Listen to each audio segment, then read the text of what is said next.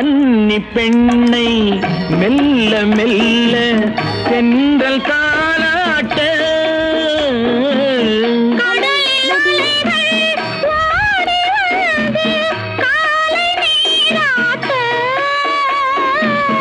எழுந்த இன்பம் என்ன என் எண்ணம் ஏங்கும் ஏக்கம் என்ன விருந்து கேட்பதென்ன அதையும் விரைந்து கேட்பதென்ன முத்துக்களோ கண்கள் தித்திப்பதோ கண்ணம் சந்தித்த வேளையில் சிந்திக்கவே இல்லை தந்துவிட்டே